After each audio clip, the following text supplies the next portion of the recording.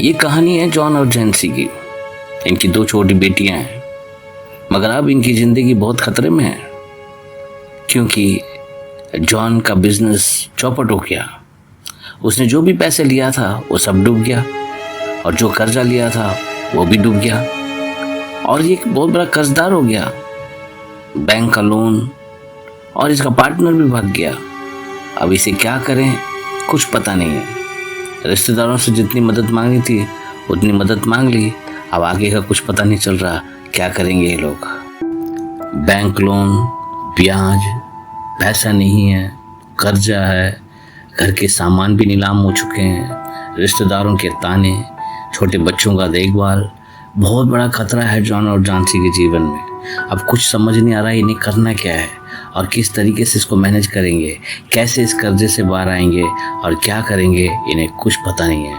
और ये बहुत दुखी, परेशान और अंधकार में पहुंच चुके हैं। निराशा, डर, चिंता, घबराहट, कैसे इस कर्जे से बाहर आएंगे, कैसे ब्याज चुकाएंगे, कैसे निकलेंगे बाहर। जॉन और जेंसी ऐसी हालत में फंस चुके हैं, अब कुछ रास्ता नजर ही नहीं आ रहा। एक रात इन दोनों ने निर्णय लिया कि अपने जीवन को ख़त्म करेंगे, ताकि इस इतने बड़े मुसीबत से बाहर निकल जाएंगे। मगर जेंसी अपने आप को रोक नहीं पाई। वो रोती रही। जॉन उसको समझाता रहा कि हमारे पास कोई और चारा नहीं है, हमारे पास सिर्फ यही चारा है कि हम अपने जीवन को ख़त्म कर लें। जेंसी की आंखों से आंसू रुक नहीं रहे हैं। उसने अपने पति के साथ मिलकर इस फैसले में हाँ तो कर दिया कि अपने जीवन को खत्म करने का, हालात पे मजबूर होकर। मगर वो अंदर ही अंदर टूट चुकी, अंदर ही अंदर ये सोचती कि उनके बाद बच्चों का क्या होगा। ऐसे ही जब एक दिन पार्क में जाकर जब वो अब सारी बातों के बारे में सोचकर रोती है, तो वहां पर एक पड़ोसन आती है, और पड़ोसन जेंसी को देखकर पूछती है क्यों वो उदास है।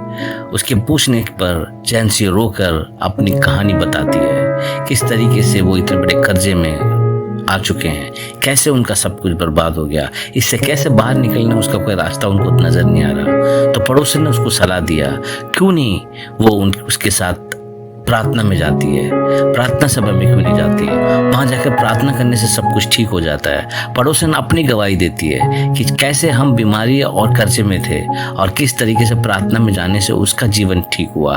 तो ये बात वो उसको प्रेरणा देती है और उसको बताती है कि वो प्रार्थना में शामिल हो, और जिससे उसका जीवन में सुधार आ सके। उसी दिन रात को जेंसी जॉन से बात करती है, और जब वो सोने जा रहे होते हैं उस टाइम जेंसी जॉन को बताती है कैसे पड़ोसन से मिली और कैसे वो बता रही थी अपनी गवाही, और किस तरीके से प्रार्थना में जाने से उसका जीवन में परिवर्तन आया, कैसे उनका कर्जा और बीमारी ठीक हुआ। ये सब जॉन को बताया।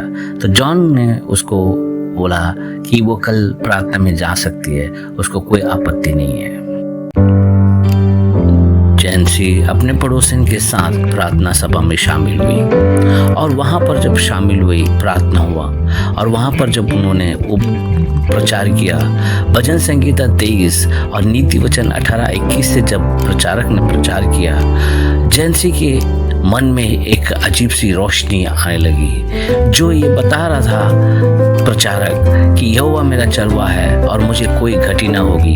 जब भजन संगीता 23 वो पढ़ रहा था तो जेंसी को लगा कि कोई ना कोई उम्मीद जाग रही है। और जब नीति वचन 18-21 जब उसने पढ़ा कि जीव के वश में मृत्यु और जीवन दोनों होते हैं, और जो उसके काम में लाना जानता है वह उसका फल भोगेगा।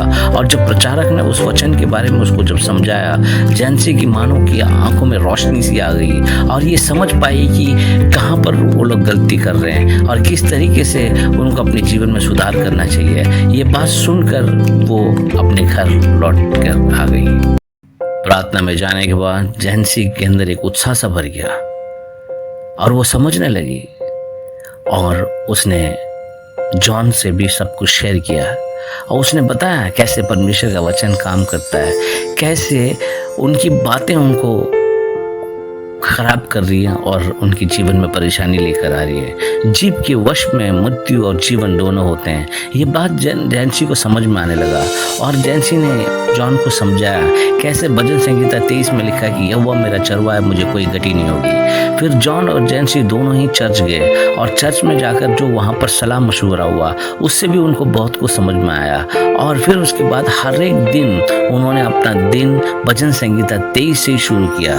जैसे जैसे उन्होंने अपने जीवन में ईश्वर के मार्गदर्शन और प्रबंधक की पुष्टि करना शुरू किया, उनके जीवन में समाधान आना शुरू हो गया। उन्होंने हर रोज बोलना शुरू किया कि ईश्वर का मार्गदर्शन, ईश्वर की रक्षा, ईश्वर का समाधान मेरे जीवन में आने लग रहा है। और जैसे जैसे उन्होंने ये प्रार्थना करना शुरू किया, उनको सारे सॉल्यूशन जो है धीरे धीरे उनके जीवन में खुलता चला गया और उन्हें एक मानो एक आशा और उम्मीद से जग गया और उनका विश्वास आगे उनको लेके जा रहा था। जॉन और जैंसी प्रार्थना में उतर गए और उन्हें परमेश्वर के वचन पर मनन करना शुरू किया।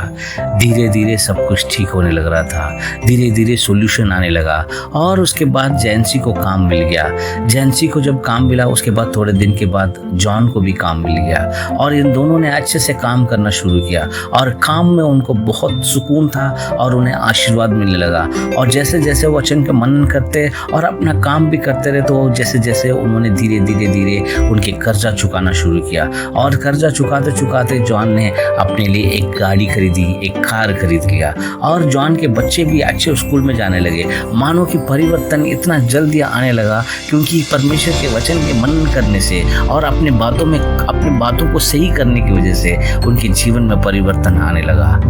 करीब 1.5 साल के बाद जॉन और जैंसी अपने सारे कर्ज से बाहर आ गए और उन्होंने सबका पैसा दे के चुका दिया और कैसे उस कर्जे से मुक्त हो गए और आज़ाद हो गए। और उन्होंने जो जो सामान जो सब कुछ खोया था वो सब कुछ वापस लेके आ गए। अब मानो उनके जीवन में खुशहाली है क्योंकि उन्होंने परमेश्वर के वचन का इस्तेमाल किया।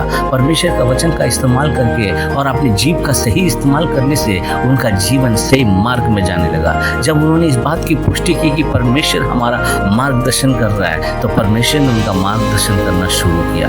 और ऐसे करते करते आज वो इतने आज़ाद हो गए, इतने खुशहाल हो गए और इतने आशीषित हो गए कि उनके चर्च वालों ने उनकी गवाही के तौर पर उन्होंने एक समारोह में उनको खड़ा किया। और जब जॉन और जैंसी ने गवाही दी कि कैसे परमेश्वर के वचन ने उनके जीवन को बदल दिया, उनको अंधकार के जीवन में परमेश्वर का प्रकाश कैसे चमका, कैसे यीशु के वचन, कैसे यीशु मसीह उनके जीवन में आने की वजह से सब कुछ बदलाव हो गया और किस तरीके से जीव के वश में मृत्यु और जीवन दोनों होते हैं, इस बारे में वो समझकर अपनी जीव को सही से इस्तेमाल किया, वो सही डायरेक्शन में लेके गए, उनका जीवन एक सही डायरेक्शन में जाने लगा। और जैसे यहोवा मेरा चरवाहा करके बोलने लगे और वो किसी बात की कोई घटी नहीं उन्होंने जब बोला तो उनके जीवन में कोई घटी नहीं रखी परमेश्वर ने। एक समय ऐसा था जॉन और जैंसी अपने जीवन को ख़त्म करना चाहते थे मगर आज वो दूसरे के सामने गवाही बनाकर परमेश्वर ने उनको खड़ा किया। एक बहुत अद्भुत कहानी है मेरे दोस्तों, कितने बेहतर कहानी है। ये सिर्फ जॉन और जैंसी की कहानी नहीं, ये हम सब की कहानी है। कहीं ना कहीं हम फंसे हुए हैं और हमें भी अपने जीभ को सही ढंग से इस्तेमाल करना है। हमारे मुंह से अच्छी बातें निकालना है, उस बातों को निकालना है कि जो हम देखना चाहते हैं। हमें भी अपनी परिस्थिति को बदल सकते हैं, हम भी अपने जीवन को बदल सकते हैं। और ये कहानी इसी बात का प्रतीक है कि कैसे कर्जदार से मुक्त होकर आज आज़ाद होकर अपने जीवन को खुशहाल होकर अपने बच्चों के साथ वो जी रहे हैं। जॉन और जैंसी को परमेश्वर की आशीष मिली और आप लोगों को भी परमेश्वर का आशीष मिल सकता है। परमेश्वर के वचन को सुने, परमेश्वर के वचन पर ध्यान दें और परमेश्वर के वचन का मनन करें और प्रार्थना करें। प्रार्थना में छुटकारा है।